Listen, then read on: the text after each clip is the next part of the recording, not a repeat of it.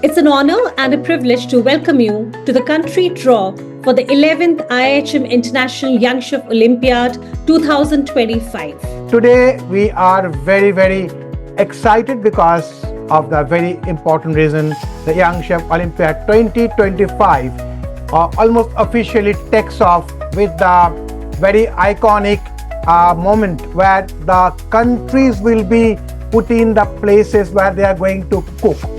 This over the last 10 years been one of the feature of the Young Chef Olympiad, and we call it the Global Country Draw.